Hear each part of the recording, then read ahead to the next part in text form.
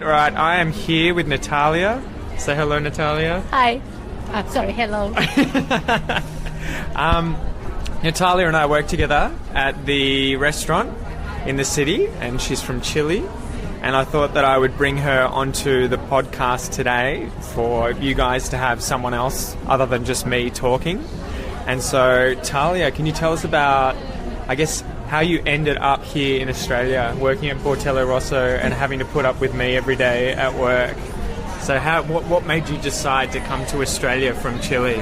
To be honest, Australia wasn't in my plans at all. But I came here with my best friend. So her family, actually her father helped me a lot. Yep. And so that's why I'm here. So what did you want to do originally? Did you originally want to go elsewhere? Or? No, actually, I was pretty good in Chile. I was just finishing my uni, and yeah, he came here, my father's friend, and he started to planning to bring my friend here. And she was like, "Why you not coming with me?" And I was like, "Oh, I don't think that's gonna be alright." And her father helped me with the school, English school, with the visa, with the flight, with everything. So that's why I came here. So what was it like getting the visa and everything? He did it for you, or no? But he paid me the English school. Yep. And the insurance. Yep. And the rest, I did it by myself. Wow, too easy. And so how long have you been here in Australia now? 5 years. 5 years, crazy. And has it been as fun as you imagined prior to getting here? Were there ups and downs? Yeah, it's like, obviously for me in the beginning was easy because I was living with my friend and I was living with her family, so it was pretty easy, to be honest. But then when you are by yourself, you realize like you are very far away from your family without anyone, because my friend, she came back to Chile and her dad as well. Yep. So I was here by myself, like I started living my independent life. So was that a shock, was it? A little bit. Yeah, of course, because it's not that easy. It's like if you run out of the sugar, you cannot go to your mother's house and get some. It's like, no way. Wow. So what were the biggest things that, I guess, took the most getting used to, apart from probably the accent, the Australian accent? Were there other things that were a real shock and made you think, oh my God, am I ever going to get used to this? But you overcame, you eventually got to that point where you're like, yeah, I got this.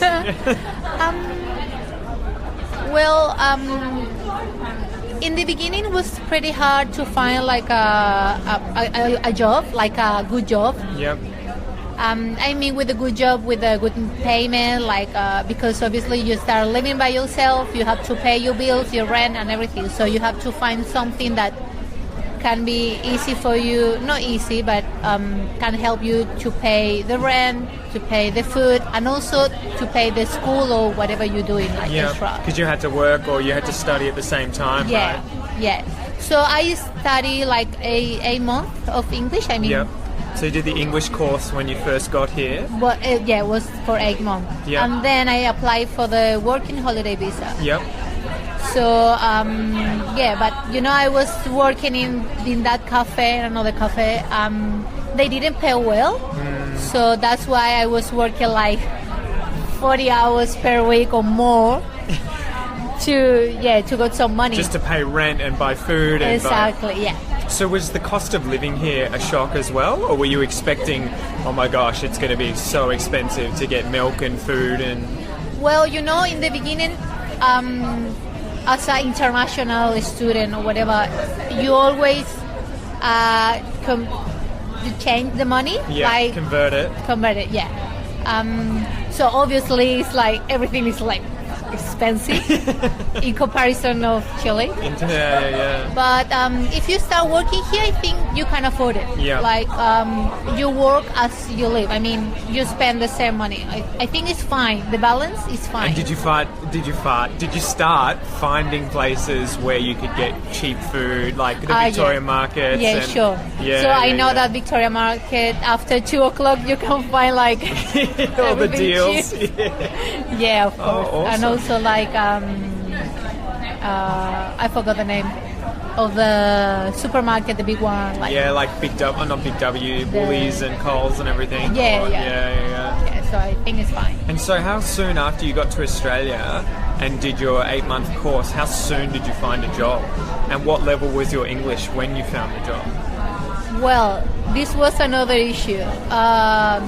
When I arrived here, my English was nothing at all. So when I got the job, I was like, I was living here for like 6 months already. Yeah. So my English wasn't really good. And also in that place, they bullying me. They what? Bully? Don't know. Bullying? Ah, they were bullying you? Yeah. So because of that? Yeah, because I didn't understand much. So they were telling me something and it was like, and then obviously they start laughing. And Yeah. So, But they still paid you. Oh, yeah, at least. In the beginning was a little bit hard because of this. And also I was very shy. You know, when you don't speak the language, you feel a little bit embarrassed to start talking. So it's like... But that's pretty cool. I mean, considering after a few years now, you potentially are manager at our restaurant some nights of the week where you're running the whole show on the front of the restaurant. To come from someone who didn't speak any English, like, do you feel proud of that at times? Yeah, but you always think, like, you can be better. Yeah, I mean, but that's it. Yeah. That's how you keep going forward. So what are the future plans? As you know, I got married here. She got married recently, guys. So my husband is going to study the master. He's going to start next year. So the master is going to be like for 2 years. Then we are thinking to apply for the graduate visa. I forgot to tell you that I'm in a partner visa now. Yeah. So after the master, we are going to apply for the graduate visa for 2 years. So now we think like to be here for 4 years. Yep. After that, probably to go back to Chile or Colombia. Oh, really? You're going to abandon us? Yes. Okay, is that permanently? Just to be closer to family and everything like that? Well, you don't know. Like, you know, in that 2 years of the graduate visa, he can find a good job or like a real job. Yeah. I'm not saying that the other kind of job are bullshit, but like a job in his area. Yep. So you never know. They can sponsor him or anything can happen. Yeah. So with the pet. Oh, crazy. So going back to finding a job, what were you doing when you were looking for a job as someone who had just arrived in Australia? I was talking to Berthie about this in that previous interview. What do you recommend that people who are potentially listening, who've come to Australia or plan to come to Australia, do in order to find a job? What's the best practice? Well, firstly, if you want to learn English, try to don't do... I know that the cleaning is a really good job. I mean, good payment, good money. Lots of hours. Lots of hours. But if you are trying to learn and practice English, I think this is not the best option. Yeah. To be waitress or waiter is like pretty good because you can learn and practice a lot. Yep. More if this like Australian cafe. Yeah. You know? Yeah. Because you're gonna practice all the time English. Try not to find a cafe where there's a lot of speakers of your language, either working there or visiting there, who will just switch to your language. Yeah. Was that hard for you originally? Because there's so many Spanish speakers everywhere. Yeah, but in the cafe that I started working here, no, it wasn't. Ah, good. Yeah, so maybe it was good you jumped in the deep end. Yeah. I think this is... And also, if you're living with I was living with the Chilean people, so for me in the beginning was really hard to learn. And also, like, don't be shy. It's funny, but don't be shy. Just try to go further. Like, you know, in the beginning you are very like, no, I don't want to do this. So probably it's like, I'm a student, so I just can work 20 hours. So I'm gonna do this, or I'm gonna do that. Just try and just go. Like, where there's a will, there's a way. Exactly. Try to apply for, I don't know, like sell in a shop, or I don't know. Like, and what did you do with regards to your resume? How did you set it up? Did you look for guidelines online, or did you just write something and then hand it in? Was there anything specific you did with creating your resume that you think may have helped get you jobs, or anything you shouldn't do when writing a resume? I think the important thing is I hear it once and I don't forget. Don't write too much. Try to do your resume just in one page, because if you give it to an employer like 3, pages of the resume, they're not gonna read it. Simple, short, and with experience. Like, I think they don't need to like know read your too life much. history. In the end, they're just gonna see your job in the practice. They don't care. So do you about think it. it's hard for the average person looking for a job to find it, or do you think that anyone with a moderate level or an advanced level in English is going to find one pretty quickly if they come to Melbourne or Sydney? I don't think that can be like a big issue. I think that can be like, and most, if that, I mean, can help a lot if you're coming out in this season, because they start to take people for the Christmas, for all of this. They're really gonna need this stuff. That's it. It starts getting really busy during Christmas time. They'll hire you. So I think and also if you have like a good English or like a medium, like a intermediate, I don't know. I think it's not that hard. Well, it's pretty standard stuff that you're going to be using. You're not going to be discussing, astrophysics or rocket science. And so where have you been in Australia? Have you done much travelling? Not much. What have you seen though around Victoria? I bet you've seen some good stuff. Victoria? The Grey Ocean Road. Beautiful. I went to Hot Spring. But like Mornington. The Mornington. But like 2-3 years ago. Okay. But it was pretty cool. Beautiful as well. And Geelong. My hometown. Hi everyone from Geelong that's not watching. And where do you want to go? What's on the bucket list of places to visit in Australia?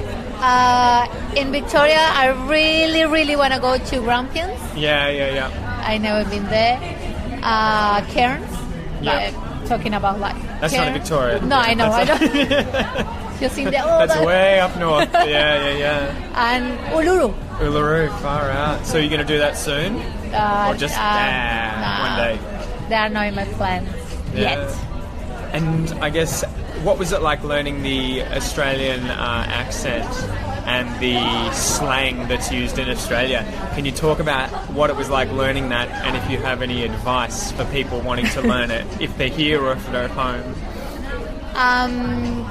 Well, as I said before, I arrived here with 0 English, like nothing. So obviously, for me, it was like the beginning of everything. But when I learned, I was in the school, so the teacher, they speak very well.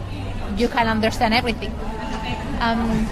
But as soon as you start talking with the Australian, like a real one, you are like, but you're good. Though, I'm alright. Because you speak slow and I can understand everything. But for example, like...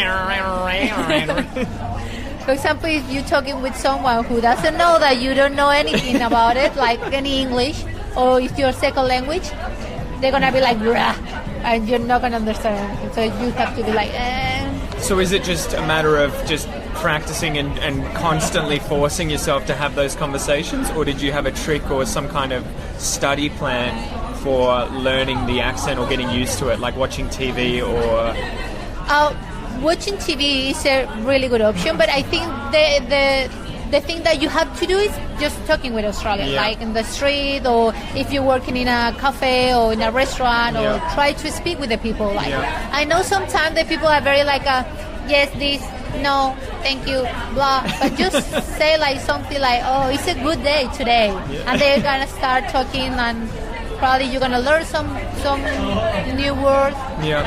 And also Australian phrasal verbs. Oh yeah, the good ones.